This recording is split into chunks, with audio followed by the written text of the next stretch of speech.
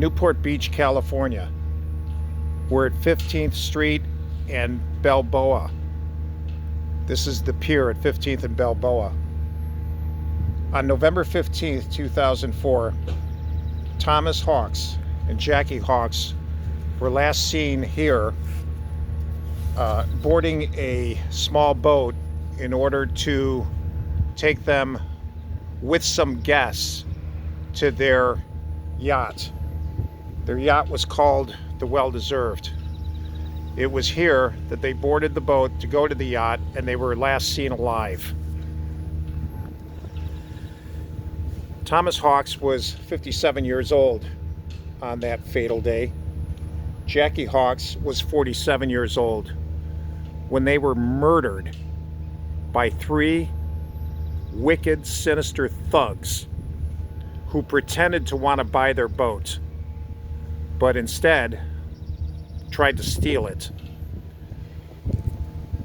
The thugs, I'll show you photos of them in the book later, was the mastermind Skylar Deleon, who pretended to have a lot of money, and everything about this guy was a lie and a sham.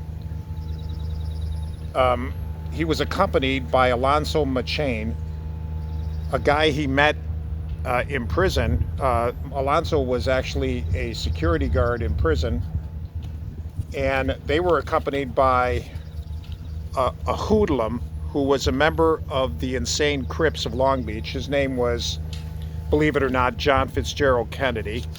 His mother may have named him that, hoping that he would be a man of integrity and honor, and a man of notice, but instead he was a man of notoriety. He was a murderer. He was hired by Skylar Deleon in order to kill these people. The victim, Thomas Hawkes, was a retired probation officer from Arizona, and at first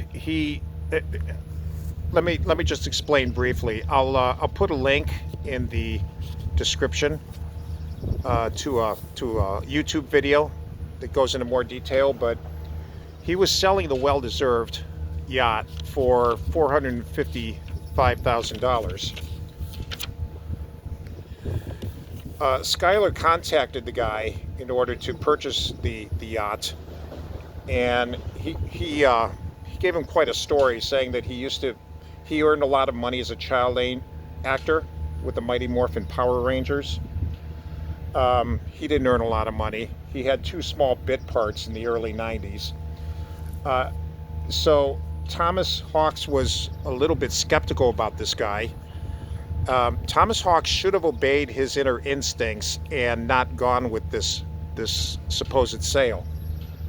But he did, because Skylar the next day brought his wife Jennifer and their little child aboard the yacht in order to look at the yacht, which kind of softened Thomas and Jackie, and against Thomas Hawkes' better judgment, he decided to purchase the boat. He decided to sell the boat. Now, this was a beautiful yacht. It was 55 feet long. There's a picture of it in the book. Get an idea of the size of it. Your average tractor trailer that you see on the freeways is 70 to 80 feet long, and this yacht was 55 feet long, so it was more than half of the length of a tractor trailer. Tom and Jackie had lived aboard the Well-Deserved for over 2 years, going up and down the California coast, and they decided to sell it in order to retire and be near their soon-coming grandchild in Arizona. Well, they launched out to sea with their guests. Skylar and Alonso got on board with John Kennedy, who they introduced as their accountant. They had this guy dress up in a shirt and tie, pretending to be an accountant.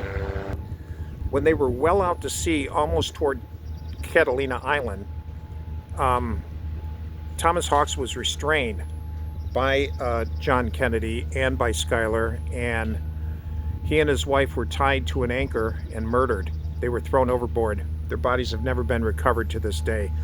This case hit national news and international news. 2020 sent reporters to cover it. Dateline sent reporters to cover it. And it was discussed at length in this book by Caitlin Rother. Let me show it to you. There it is. Dead Reckoning. I just finished reading the book. That's a picture of Skylar on the front. The reason why his face is cut in half is because he was a transsexual. He got an operation to become a woman while he was in prison. Yeah, that's a big story by itself.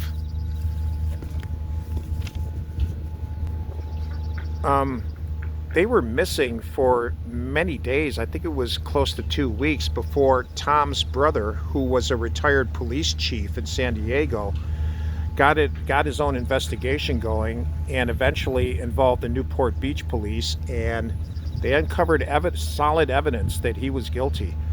Skylar was sentenced to death. He's on death row today. His evil companion, John Fitzgerald Kennedy, was also sentenced to death.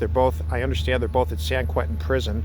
Alonso Machain turned state's evidence against these guys, and he served several years in prison and was released.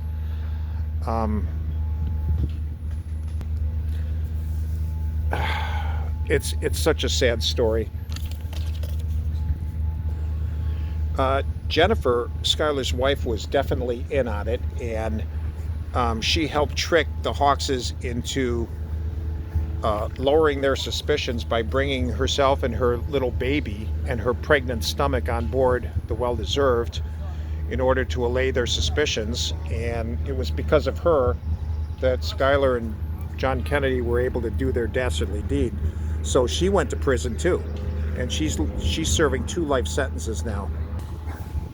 All of them had very, very good defense attorneys.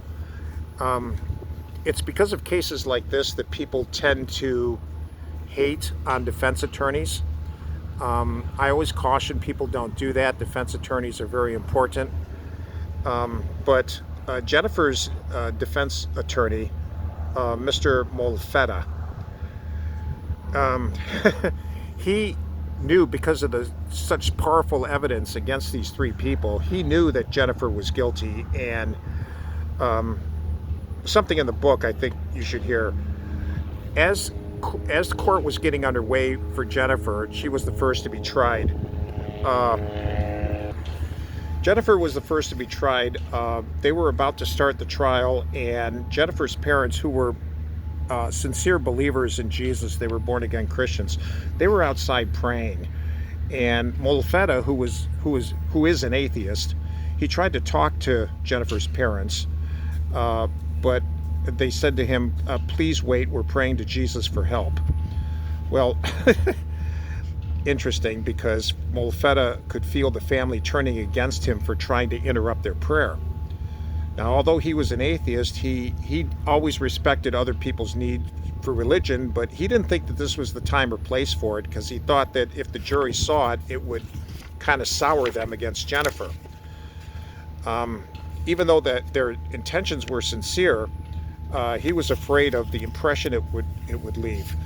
So they were praying that Jesus would come and free their daughter from these false accusations.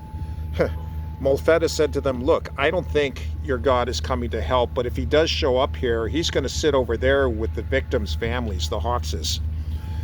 Well, it's not often I agree with what atheists say, but man, I agree with this 100%. The Lord came and he sat with the victims. He did not sit with Jennifer or Skylar or John Kennedy or any of these evil people. They got what they deserved. As I said, I'm going to leave a link to this. This is the place where they were last seen and they disappeared from. So in their honor, I have a stone, no writing on it, but I do have a stone I want to drop in the ocean, in the harbor, in their honor. I'll be right back.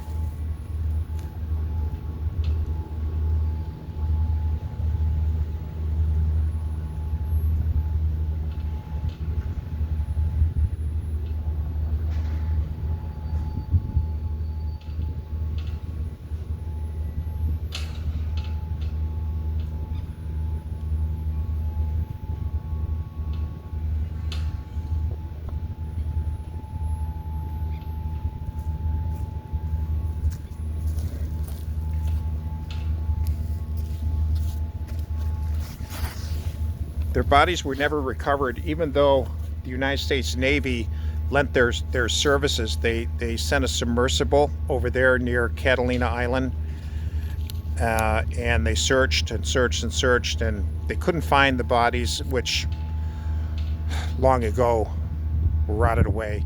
They couldn't even find the anchor. So even though they're lost, they're buried at sea.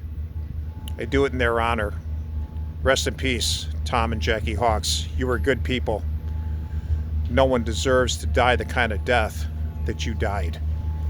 So I don't believe that Skylar and Jennifer will ever repent of this sin, or John Kennedy. I think these people harden their hearts. I think they love money far more than they could ever love anyone. They didn't even love themselves. So rest in peace to the Hawkses. And as I say, I'm going to put a link in the video to a video that describes this in more detail. Rest in peace, folks.